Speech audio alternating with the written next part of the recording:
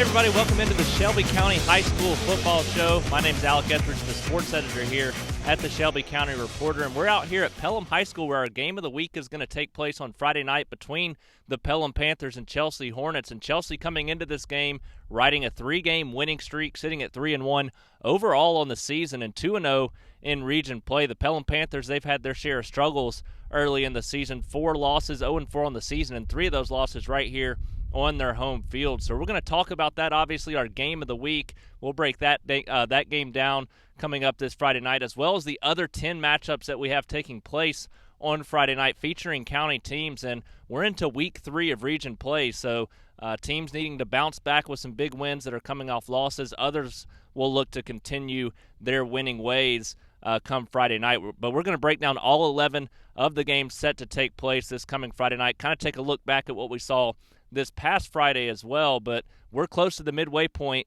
of the 2019 football season. Hard to believe, so teams really need to start clicking, finding their ways as we move forward, because playoff spots are on the line each and every Friday night as we move forward. We're also going to talk about our SCR Stars of the Week at the end of the show, and it's the longest list of players that we've had to this point in the season. A lot of guys really stood out last Friday night in big region wins, so we'll touch on all those guys at the end of the show as well. But first, we're going to talk about our game of the week and then follow that up with the rest of the matchups taking place on Friday night. We'll start with that game between Pelham and Chelsea. So like I said in the opener, these are two teams that come into this matchup in completely different situations. The Panthers obviously sitting at 0-4 overall, 0-2 in region play. They need this game drastically to get that first win on the board, get some confidence, and really just to keep their playoff hopes alive moving forward. While the Chelsea Hornets right now, they have it. They have the momentum, riding that hot 3-game winning streak. Ever since that opening loss 17-0 to Oak Mountain, they've looked extremely good on both sides of the ball, but specifically on the defensive side of the ball. It's a defense that's giving up just 12 points per game to this point through 4 games of the 2019 season. The offense for Chelsea, it has struggled at times, but the last 2 weeks they've started to hit that roll. They're getting some things going on that side of the ball, specifically because of Collier Blair, who's had back-to-back 100-plus yard rushing performances there for the Hornets. The offense the last 2 weeks has put up 32 and 42 points. So they're starting to get their stride, hit their stride, and get going on the offensive side of the ball. And if you pair that with this defense that's giving up just 12 points per game, it's a team that's not only going to be scary to face, but one that really could compete for a region championship, specifically having a leg up right now with their 2-0 record in region play. The Pelham Panthers, they've struggled to this point. There's no hiding that right now, but they're a young team. They're a team that's still growing and has shown some positive signs at times throughout the season. In the last couple of weeks, it's just been early starts. They've struggled early in those games, and it's cost them because they played well for the most part throughout. They actually were tied 7-7 early in their game last week against Minor, but just never could rebound after that. Minor went on to win that game 35-7. So that's what Pelham's coming in facing right now, an 0-4 team, 0-2 in region play. Chelsea, on the other hand, has just gotten better and better each week of the season. And on the defensive side of the ball, they gave up 17 in that loss to Oak Mountain to start the season. But since then, it's been 14 against Briarwood, 10 against Carver, and 7 this past week of the season as well. So it's a defense that just continues to get better and better as we go along. And the offense has also gotten better to this point. Like I said, scoring 32 and 42 the last 2 weeks of the season. So this is a Chelsea offense. Collier Blair starting to hit his stride, has 2 back-to-back 100-plus yard rushing performances, had a couple of touchdowns in that big win over Jackson Olin last Friday night, a game that, we expected to be close because the defenses were set to rule that game. Chelsea's defense came to play in that one, showed out, played an extremely good game, and then the offense also putting up 42 points. That was one of the best all-around performances we've seen from Chelsea in a long time. And this is a team that only won 2 games all of last year, and both of those wins came in 2 of the final 3 weeks of the season. So to this point, they have 3 in 2019 through 4 weeks of the season. So already 1 more win than they had all of last year. It's a team heading in the right direction, should have a very good football season. And they really need to win this one because the schedule gets its toughest in the second half for region play for the Hornets. If they can get this game, get to 3-0 in region play, they've shown that they're going to be a force to be reckoned with moving forward during that second half of their region schedule. For the Pelham Panthers, it's a team that has some experience on the offensive side of the ball, and quarterback Xavier Langford, he's continued to progress throughout the season. They've got a couple running backs that are playing well as well, but up front on the offensive line and then throughout the defense, really, it's a team that's young and is still building. It's a team that should be really good in the next couple of years, just simply from a standpoint they have a lot of sophomores, even some freshmen and juniors on this football team. So they're going to be good in a couple years, but this is an opportunity against a rival to go out. It's not – you can wipe the 0-4 record off the board because this is a game where Pelham's going to bring it all against a hated rival in the county. So I expect early on we're going to see a tight battle, but at the end of the day, it's a Pelham offense that's struggling to score points to this point in the season. Just 16.3 points per game they're averaging right now. Going up against this Chelsea defense that's giving up just 12, I don't see Pelham putting up a whole lot of points in the game. I think Chelsea's defense is going to continue to help them win football games this Friday night especially, and give that offense some more time to get going. But with the way Collier Blair's playing and the way that Chelsea defense is playing right now, it's tough for me to see Chelsea not coming out on top in this football game. It just continues to get better and better for the Thompson Warriors through 4 games of the 2019 football season. An offense that's just playing outstanding right now after their second 4-0 start in the last 3 years under head coach Mark Freeman. And this offense has put up 40 or more points in the first 4 games of the season and coming off a 51-14 victory over Oak Mountain. In that game, a sign of things to come in that one. It started off with a 90-yard kickoff return from Sam Reynolds. He went on to have 3 touchdowns in that contest. Jarrett Crockett continued to roll at the running back position as he had 2 more touchdowns, and then joined by JoJo Gators, who also had a 148-yard rushing performance. So Crockett and Gators both over 120 yards in that game. It's an offense that's continuing to get better. Sawyer Pate extremely efficient, thrown less than 20 incompletions on the year, no interceptions to this point with 14 combined touchdowns. So this offense is rolling. The defense also playing some good football, only giving up 17.8 points per game so far this season. And now they're getting a Tuscaloosa County team that is struggling right now, sitting at 0-4 on the season, coming off a 45-16 loss to the Vestavia Hills Rebels. This is a Tuscaloosa County team that's giving up 30.5 points per game on the defensive side of the ball and scoring just 14.8 points per game. So when you look at those numbers, you've got a Thompson offense that's going to easily be able to take advantage of that Tuscaloosa County defense, and then you've got a Thompson defense that's playing – it's getting better and better. A lot of young guys on that side of the football, and that's what this season's going to come down to, is how those young guys perform moving forward. I think they're going to continue to grow. They've beaten one of the best teams in the state in Hoover. They're now the number 1 team. The offense is going to put up points each week. It's how that defense handles things moving forward, especially once we get toward postseason play. But right now the defense is playing well. Tuscaloosa County scoring just 14.8 points per game. Like I said, it's going to be tough for them to move the ball against this Thompson defense, and the Warriors are just going to continue to put up impressive numbers on the offensive side of the ball. A big game for Thompson as they go into a bye week after this, then get Spain Park, and the big game on October 11th against Vestavia Hills, a team I think will be undefeated at that point. Vestavia has shown right now to me that they are the second best team in this region, especially with injuries at Hewitt, Trussville, and Hoover causing some concern there for those 2 teams. But following that game against Vestavia Hills, they have Mountain Brook and then Hewitt, Trussville to close out region play. So if Thompson can get this one, get to 5-0 on the season, go into the bye week at 3-0 in region play, they're in shape for a very, very good football season as they look to claim their second region championship in the last 3 years. We had to adjust the setup just a little bit because my phone couldn't handle the 99-degree heat that we have right now out here on this turf field here at Pelham High School. But we're going to move on, go into this, continue in the 7A classification. The Spain Park Jaguars this week, a road trip to Hewitt, Trussville. And this is a Spain Park team that's looking for any kind of momentum they can get.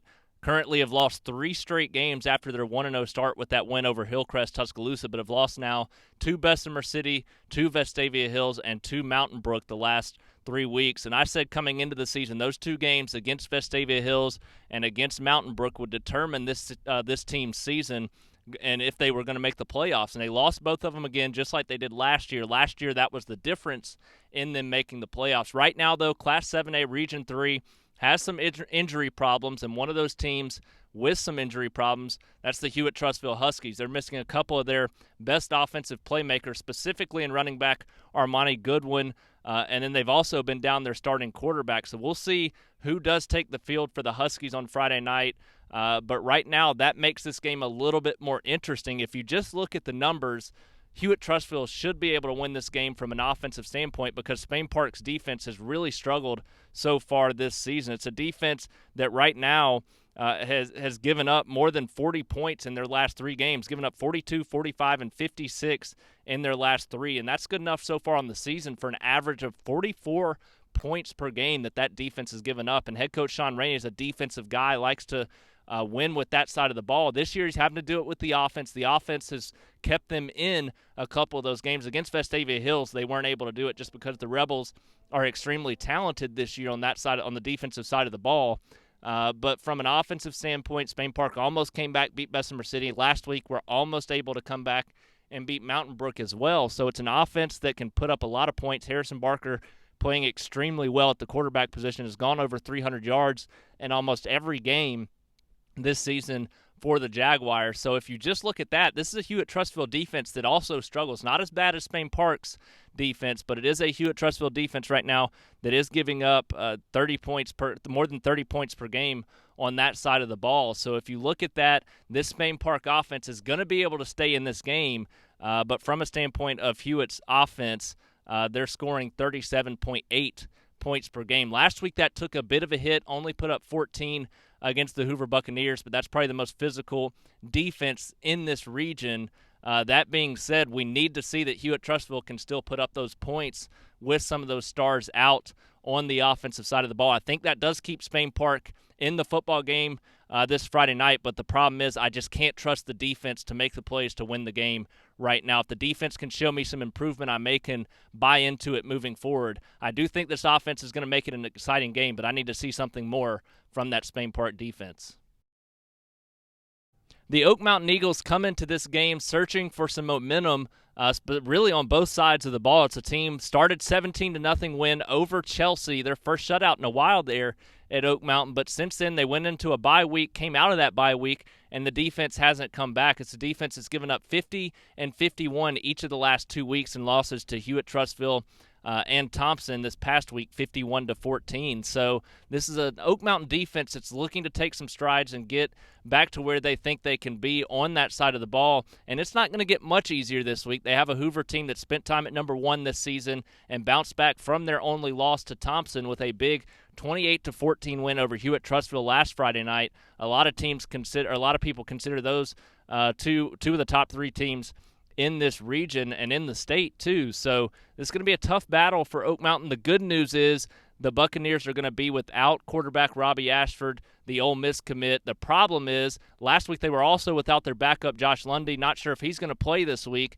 but even their sophomore quarterback, the one that stepped in last week, led them to that win over Hewitt Trussville, 28-14. It's a game that Hewitt Trussville led for a while in that contest, but they were able to win with a sophomore quarterback. That shows the depth that this Hoover team has. I do think Oak Mountain, with the way they run on the offensive side of the football, that option attack's tough to prepare for. I think that can give them an advantage and help them in this game.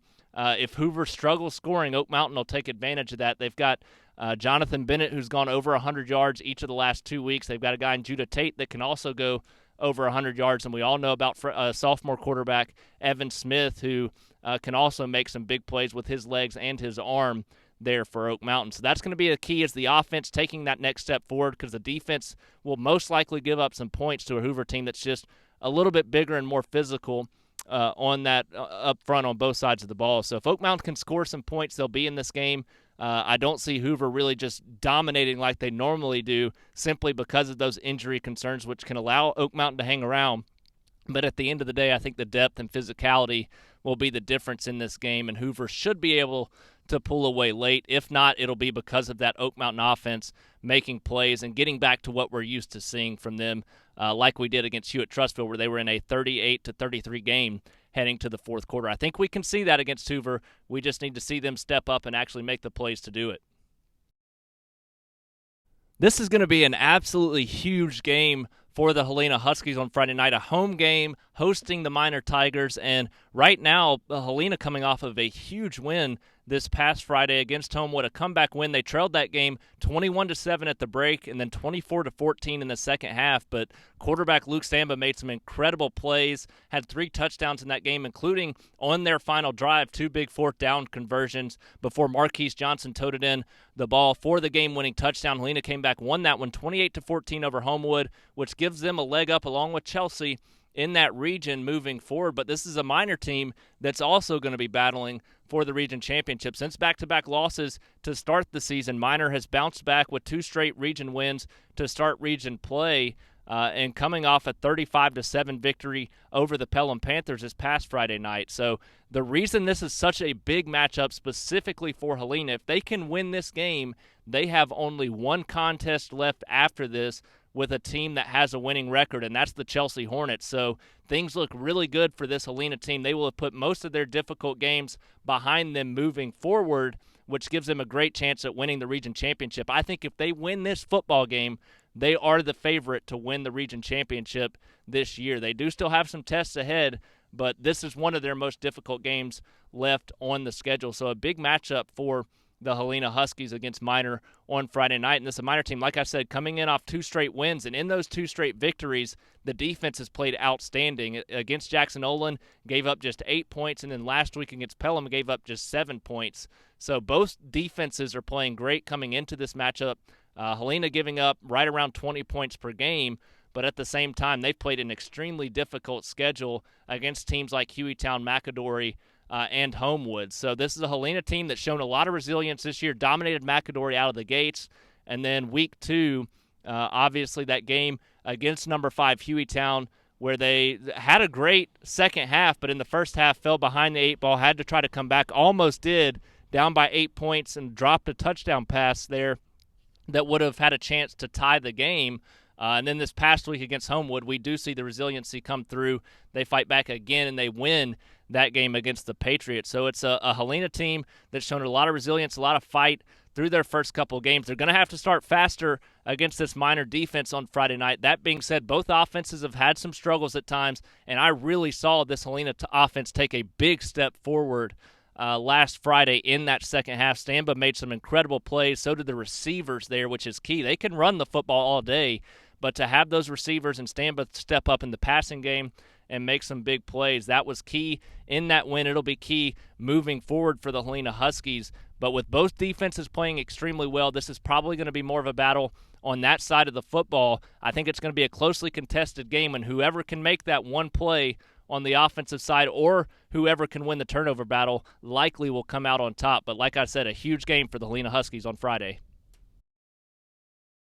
Congrats to head coach Matthew Forrester, his first win as the Briarwood Lions head coach this past Friday night in that 38-20 victory over the Woodlawn Colonels. And the reward, it's going to be a tough one. They get the Winona Dragons on the road this Friday night, and it's a Winona team that's giving up just 8 points per game through their first few on the season. So Briarwood's going to have its hands full, and their offense is struggling right now. In that win over Woodlawn, we saw a lot of big plays from the special teams. We did see some promising things in the run game, but they're going to have to continue to move forward in the passing game.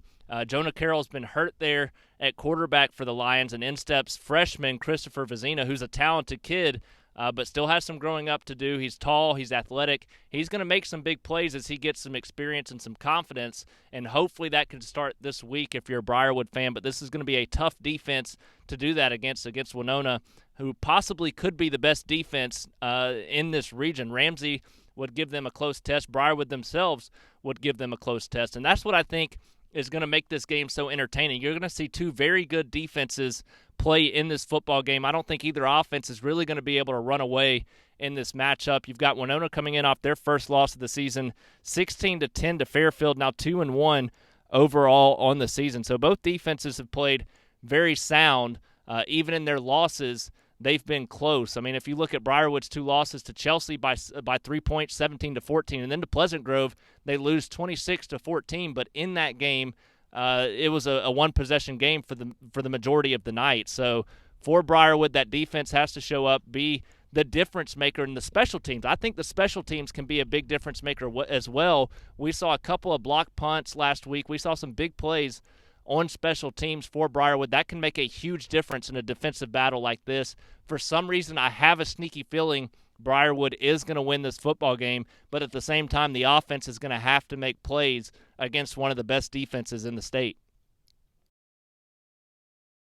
The Shelby County Wildcats now sitting at 0-4 overall on the season, 0-2 in region play, and this is a week where you would expect them to turn that around against a Marbury team that has never beaten Shelby County, 0-5-1 all-time against the Wildcats. So you would think Shelby County has an advantage in this football game, but they're struggling right now specifically on the defensive side of the football, coming off a 53-20 loss to Bibb County.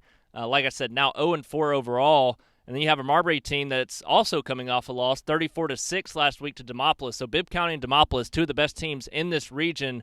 So both teams coming off difficult tests.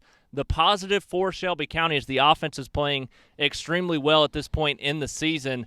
It's an offense that's scoring 29.3 points per game. And last week against Bibb County, it may not sound like much, especially early in the season. But that's a good Bibb County team. Shelby County put up 20 points on them. That was the most points that Bibb County has given up to this point in the season. So the offense is playing some good football right now. They've scored a lot of points, scored 50 a couple weeks ago against Montevallo.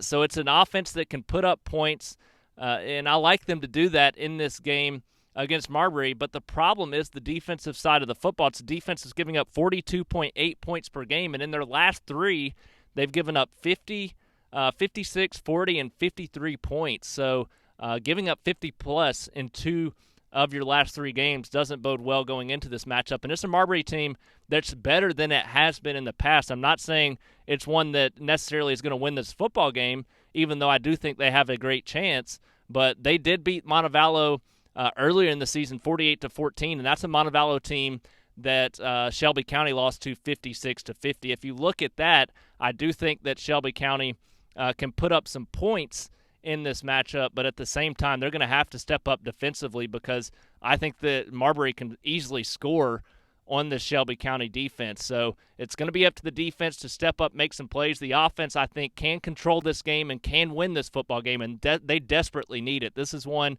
with some winnable games coming up after this, especially if they can win this one. They could easily win 4 in a row, in my opinion. They could get right back in the playoff picture. They do still have a difficult game later in the season against Demopolis, but the next 4 in a row, they have a chance to win all 4. They need to step up and do that. It's got to be a team that's still hungry to do so with that playoff drought dating back to 2009. So I expect you to see a very hungry Shelby County football team on Friday night. Whether they win, that's up to the defense. Last year, Montevallo and American Christian combined for 124 points in a 70-54 win for American Christian, and I expect them to possibly break a scoring record this Friday night. It's two offenses that come into this game clicking on all cylinders right now. You've got a Montevallo team that won last week 68-40, has had an extra day of preparation, played that game on Thursday, but won 68-40 over a 5A Jemison team that has had its struggles this year, but it shows that the offense continues to progress for Montevallo. It's a team that's averaging 46.5 points per game, and since they scored just 14 points in their opener, Montevallo has bounced back in their last three with 56, 48, and 68 points. So they're now 3-0 overall, 1-0 in region play. And this is an American Christian team you saw last year, won this game 70-54. They have an offense too, coming off a victory over West Blockton 55-32, and the week before that, a 56-0 shutout against Woodlawn. So you've got two high-powered offensive teams, and I think with American Christian giving up 32 points to West Blockton, their defense is susceptible. We know that Montevallo's is. Montevallo's struggling on the defensive side of the ball. They keep showing improvement each week, which could pay dividends this Friday night, but at the same time, both defenses seem to be susceptible. Both offenses seem to be playing some great football right now with the numbers that they're putting up. So if you break it down, I expect to see a high-scoring affair. I think we're going to have a back-and-forth game between these two teams, and it might be whoever has the ball last wins this football game. It'll be interesting to watch. If you love to watch offense, I'd make sure to find my way to this game. It is going to be taking place at American Christian, but it's going to be a lot of fun to watch these two teams compete and battle, and it's likely a game that will determine the region champion this year, as it did last year. Was Montevallo's only region loss a year ago. I expect that to be the case again this year. But if Montevallo wants to win this game, they're going to have to make a play on the defensive side of the ball, because American Christian is the team that this region goes through, and it has for a while. So we'll see if Montevallo can step up to the call and win this football game. Their offense is going to be fun to watch. I mean, if you look at what we've seen so far this season, even last week they didn't have J.J. Evans, the Auburn commit, and the second leading receiver of all time for single-season receiving yards, and they still put up 68 points. That's because of guys that are stepping up in big places. We'll talk about more of them in our SCR Stars of the Week segment, but that just shows how talented this offense is, and I think they'll easily keep up in this game with American Christian. So the final AHSAA game that we're going to talk about, that's going to be the Vincent Yellow Jackets this Friday night hosting the Thorsby Rebels. And Vincent coming off a bye week, and both of these teams coming off their last games, losses to Lafayette.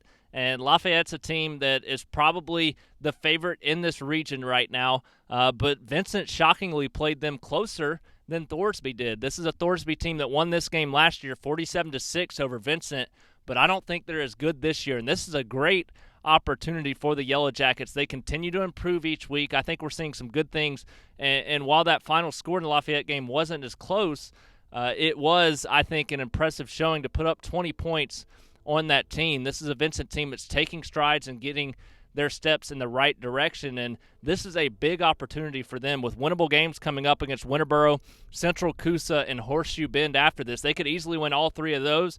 If they can win this one, put together a 4-game win streak, that would be their best showing in the last 10 years or so. So a big opportunity for them against Thorsby on their home field to show that they can continue to turn the page there at Vincent. Right now, off to a tough start, sitting at 0-3, but they're going to have their chances to win this game. We just need to see a little bit more from the defensive side of the football. The offense has shown some strides, has shown some positive things at times. They also need to improve as well, but at the same time, defense is going to have to make some plays in this game to help the Yellow Jackets be able to pull off a win over Thorsby.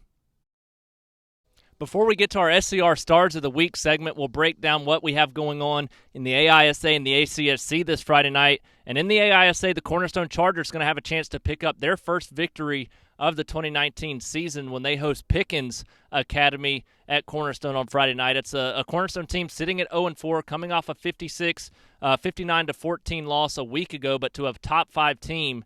This is a Pickens team that I think Cornerstone can beat. It's a team that's sitting at 1-3 and scored just a combined 6 points in those 3 losses. So a team that struggles offensively.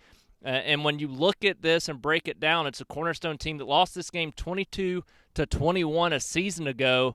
And right now they're hungry. So not only do they want to win their first football game, they want redemption badly for that game that they lost by just a point a season ago. I think Cornerstone actually is going to come out on top in this game, get that first victory of the 2019 season. The Evangel Lightning, on the other hand, they have probably their toughest matchup left for the season, taking on a good Edgewood team that is 4-0 on the season. Evangel, sitting at 3-1, has had a good season to this point, have won their last 2 games in a row, and in those 2 games have scored a combined 148 points in each, or combined 148 points in both of those games. So it's an Evangel offense that's showing us the talent they have. The problem is both of those wins where they scored that combined 148 points were against 8-man teams. This week they go back into the 11-man level. That's a different style of football game, and this is an 11-man team in Edgewood that's 4-0 right now and playing extremely good, specifically on the defensive side of the ball, giving up just 5.8 points per game. Their offense also scoring 36.5 points per game, so this is an all-around solid team from Edgewood. Evangel's going to have their hands full. We'll see how they can handle that 11-man test. They're third of the young season, which is hard to believe. They'll get back into 8-man play, have a chance moving forward. They should be the favorite to win the ACFC state championship, but we'll see how they handle this difficult 11-man test against Edgewood. Now it's time for my favorite time of the show, and we'll close it down by naming our SCR Stars of the Week. And we have close to 20 names to go through, so we'll get right to it. A couple of position units as well, but we'll start in the 7A classification. Jarrett Crockett and JoJo Gators, a great game from both of those running backs there from the Thompson Warriors in that 51-14 win over Oak Mountain this past Friday night. They combined for 269 yards on the ground. Second week in a row that Jarrett Crockett's gone for 120-plus. He had 121 this week with 2 touchdowns on just 11 carries, so he averaged right around 11 yards per carry in that game. JoJo Gator's 148 yards on 20 carries. He was just a shade over 7 yards per carry. They also have a guy in Brandon Franklin, a bigger guy that's a young back there at Thompson that can give them 3 solid running backs in the backfield, so that's a dangerous combination to watch there at Thompson. Sam Reynolds, also an impressive performance, a 90-yard kickoff. He took the opening kickoff back to the house, a 90-yard kickoff return.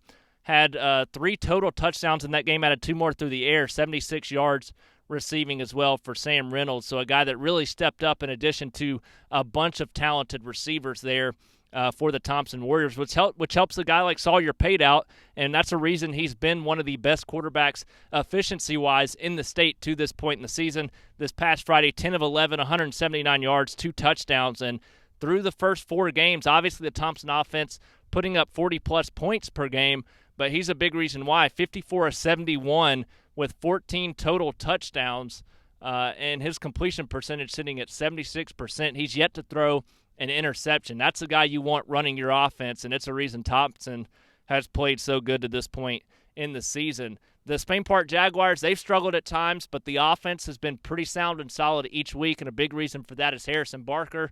This past Friday night, Barker, 358 yards, 28 of 45, and 3 touchdowns in that game against Mountain Brook. Almost led the comeback there against the Spartans. They do come up just short, but he continues to impress each and every week. Moving down to the 6A classification, Halina and Chelsea, it's several guys that we want to mention, starting with the Halina Huskies and Luke Stamba. What an impressive performance for the Huskies quarterback, senior there at Halina, and he went this past Friday night in that win against Homewood, the comeback effort, 169 passing yards with 65 rushing yards and had 3 total touchdowns, and also he was a part of 2 big 4th down conversions on their game-winning drive. If he didn't convert those, then they most likely lose this football game. So a big showing from him. And then also Marquise Johnson, the running back there at Halina, he had 74 yards, game-winning touchdown on 14 carries. So a big night for Marquise as well. Both those guys there running the show on the offensive side of the ball, but also Riley Mark stepping up big at receiver for Halina, 85 yards receiving on 6 receptions. They had several guys step up at receiver in that game as well. So a big showing from their offense to show that they can take that step and beat you through the air just as much as they can beat you on the ground. On the defensive side of the ball for the Huskies, several guys stepped up, played an impressive performance in that second half specifically to keep Homewood off the board, limit them to just 3 points as Halina's able to pull off the comeback and outscore Homewood 21-3 in that second half for the 28-24 victory there for the Huskies. So a big win for them. I expect this team to just keep getting better and better as they move along. Chelsea, another big win, 3 in a row now for the Hornets. Big reason for that, Collier Blair starting to get going on that offensive side of the football. He's healthy now after struggling with some injuries last year. Still a young guy there at Chelsea right now, but this past Friday night, 100-plus rushing yards for the second week in a row for him. Also added 2 touchdowns, had touchdown carries of 20-plus and 40-plus yards in that game for the Hornets. So he's playing some really good football. Nick Neves, also another guy that you're going to start to hear a little bit more about, I have a feeling, moving forward for the Chelsea Hornets. He had 2 touchdown runs in that game. They were big for him. I think you're going to see a little bit more of him just simply because he's running the Wildcat. They love to run out of the backfield in this offense. I think you're going to see a little bit more of Neves' name mentioned moving forward. And then on the defensive side of the football, Chelsea's played outstanding this year, and it showed this past week, just giving up 7 points to Jackson Nolan. And to this point in the season, in their 3-1 start, 2-0 start in region play, this is the Chelsea defense is giving up just 12 points per game, and that'll be the key for them. If they can continue to do that moving forward, this is a team that's going to be tough to reckon with, and they could win a region championship with that level of defensive play. Moving down to the 5A classification, the Briarwood Lions pick up their first win under head coach Matthew Forrester, his first career win as a head coach, his alma mater, so a special victory for him, 38-20 over Woodlawn. Luke Pruitt, another big game, and a big reason why they did pick up that win. 12 carries for 94 yards and a touchdown in that victory. Tyler Waugh also had 2 touchdowns for Briarwood and played big performance on special teams there for the Lions. And that's the last thing from Briarwood. Their special teams unit was unbelievable, including 2 blocked punts from Blake McKenna. So special teams could play a big factor in their game against Winona Friday night. It's good to see that unit playing well as the defensive side of the football. That's a big positive for Briarwood right now at this point in the season. Finally, we'll end the show with really what we tend to do every week, and that's the Montevallo Bulldogs, who in the 4A classification continue to put up amazing offensive numbers to this point in the season. This past Friday night, they were without J.J. Evans, but they still had some incredible performances. Malik and Bennett, 15 of 18, 366 yards and 5 touchdowns there at the quarterback position for the Bulldogs. Joseph Anderson, a big breakout night at the running back position, 13 carries, 132 yards, and 2 touchdowns for him. Deion Gilliland also in the backfield at running back had a couple of big plays and a big receiving touchdown as well for Montevallo. And then Jamarius Carter at the receiver position, 5 receptions, 121 yards, 2 touchdowns. Second week in a row for him that he's had 120-plus receiving yards there for Montevallo, and 2 other guys that had big games in the receiving category for the Bulldogs, Kyle Cottingham and Cameron Goins. Cottingham, 5 receptions, 103 yards, and a touchdown. Goins had 4 receptions, 97 yards, and a touchdown. That is an offense that, goodness gracious, man, that is just insane that they're able to have that much production from so many guys. And if J.J. Evans is inserted back into that offense this Friday night against American Christian, it's one you're not going to want to mess with. So that's going to do it for this episode of the Shelby County High School Football Show. I appreciate all of you guys for tuning in. Looking forward to another exciting night of high school football this Friday night. If you were an SCR Star of the Week, congrats to you. Keep putting in the hard work and the effort, and it won't go unnoticed. I expect some more guys to step up big this Friday night, another big night of region play. We have 11 games taking place featuring county teams, including 9 in the AHSAA, so a big night of high school football with some big region implications and playoff implications. And we're going to see you here from our game of the week. But until then, that's going to do it from Pelham High School.